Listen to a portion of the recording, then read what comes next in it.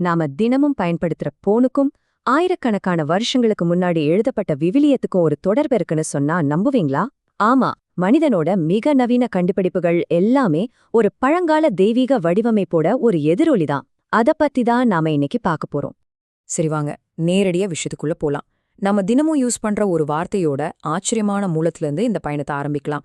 தொலைபேசி அப்படிங்கிறது வெறும் ஒரு தொழில்நுட்பம் மட்டும் இல்ல, அது தூரத்தை கடந்து பேசணுங்கிற நம்மளோட ஆழமான ஏக்கத்தோட வெளிப்பாடு.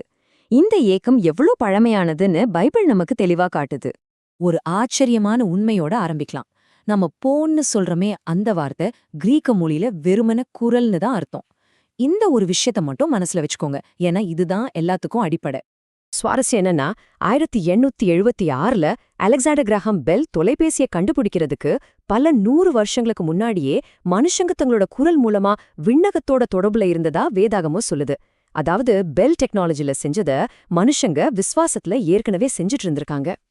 இதோட அர்த்தம் என்ன தெரியுமா?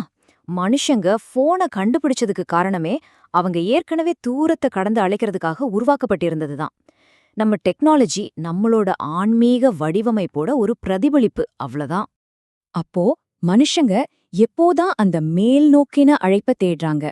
நம்மளை விட பெரிய ஒரு சக்தி கிட்ட பேசணுங்கிற அந்த உள்ளுணர்வு எப்போ நமக்குள்ள இருந்து வெளியே வருது? வாங்க பார்க்கலாம். பொதுவா பாத்தீங்கன்னா ஒரு 4 முக்கியமான நேரத்துல இந்த அழைப்பு நடக்குது. பிரச்சனைகள்ல மாட்டிக்கொள்ளும்போது, தோல்விக்கு அப்புறம், பெரிய முடிவுகள் எடுக்கிறதுக்கு முன்னாடி, அப்புறம் நன்றியை தெரிவிக்கும் போது. யோசிச்சு பாத்தீங்கன்னா நாம ரொம்ப அவசரமா இல்ல முக்கியமான விஷயத்துக்காக போன் எடுக்கிற மாதிரியே தான் இதுவும் இருக்கு, இல்லையா? இதிலிருந்து நாம கத்துக்க வேண்டியது என்ன?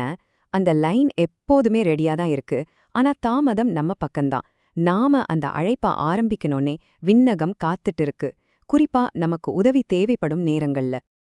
இது ஜெபத்தை பத்தின நம்ம பார்வையே மாத்துது. இது அவசரத்துக்கு கூப்பிடுறது மட்டும் இல்ல, அந்த தொடர்பை எப்போதுமே உயிர்ப்போட வச்சுக்கிறது. அதாவது தொடர்ந்து பேசிட்டே இருக்கிறது இல்ல, எப்போதுமே பேச தயாரா இருக்கிறது.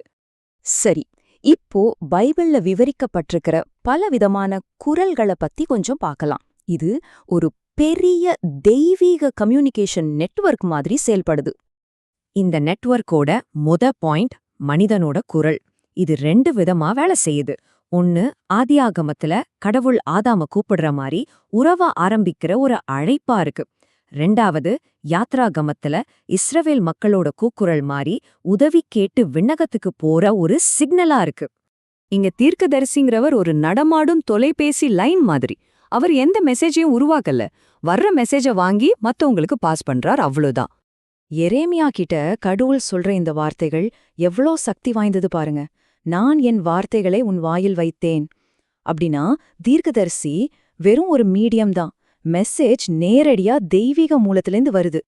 இந்த நெட்வொர்க்ல மனுஷங்களும் தீர்க்கதரிசிகளும் மட்டும் இல்ல, தேவதூதர்களோட குரலும் இருக்கு. தானியேல நாம பாக்குற மாதிரி சில சமயம் அவங்க வர்றதுக்கு முன்னாடி அவங்களோட குரல் கேட்கும். அதுக்கும் மேல கடவுளோட நேரடி குரல் இருக்கு. அது மனுஷங்களோட காதுகளுக்கு இடி மாதிரி இல்லனா எக்காலத்தோட சத்தம் மாதிரி ரொம்ப பவர்ஃபுல்லா இருந்ததா விவரிக்கப்பட்டிருக்கு. இதுதான் நாம இப்போ பார்க்க போற இந்த முழு விஷயத்திலேயுமே ரொம்ப ரொம்ப முக்கியமான ஒரு பார்வை மாற்றம். எவ்ளோ நேரம் நாம மனுஷங்க எப்படி விண்ணகத்தை தொடர்பு கொள்றாங்கன்னு பார்த்தோம். ஆனா நிஜமான கேள்வியே அதுதானா? ஒருவேளை விண்ணகத்தை அடைய முடியுமாங்கிறது கேள்வியே இல்ல, நீங்க அழைக்க தயாரா இருக்கிறீங்களாங்கிறது தான் கேள்வியா இருக்கலாம்.